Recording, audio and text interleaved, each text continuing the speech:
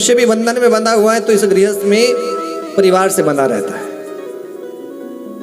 तो देवी कौन किसका पुत्र, कौन किसकी माता, लेकिन पुत्र मोहवश यदि कोई उपाय करना चाहती हो तो एक उपाय करो। कि कौन सा?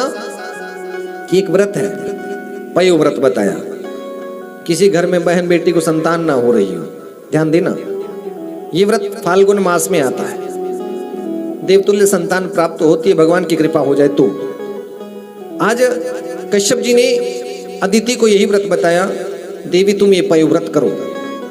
इस व्रत के प्रभाव से प्रभु प्रसन्न होंगे और तुम्हारी जो अपने पुत्रों के प्रति चिंता वो दूर हो जाएगी। कि प्रभु क्या विधान है, कौन से महीने में व्रत होता है, कैसे इस व्रत को करना चाहिए। कि ये व्रत फाल्गुन महीने में, फाल्गुन का मास आता है ना, फाल्गुन मास में शुक्ल पक्ष की प्रतिपदा से द्वादशी तिथि तक ये व्रत करना चाहिए।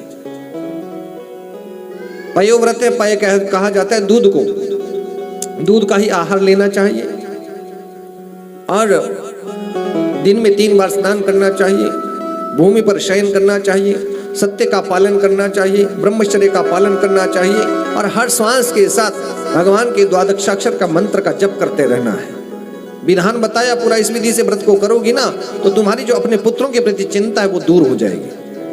देव माता अदिति ने उस बात को बड़ी श्रद्धा से सुना, समझा और भगवान नारायण का वो व्रत प्रारंभ किया। फाल्गुन मास में व्रत किया। व्रत के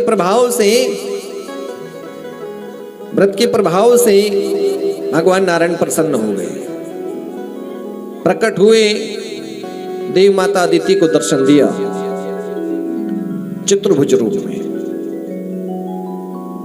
भगवान का दर्शन हुआ तो भगवान की नाना प्रकार से स्तुति की, वंदन किया, प्रणाम किया। भगवान ने भी कहा मैया एक बात बताओ, ये तो सब ठीक है कि आपने मेरी स्तुति और वंदना की, लेकिन एक बात बताओ, ये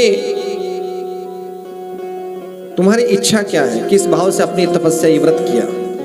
कि प्रभु मेरी एक इच्छा है कि मेरी अपने पुत्रों के प्रति चिंता है, वो दर दर भटक रहे हैं, तो कोई ऐसा उपाय कीजिए कि बुरा दैत्यों का भी ना हो लेकिन मेरे बच्चों का भी अच्छा हो जाए, देवताओं का भी अच्छा हो जाए।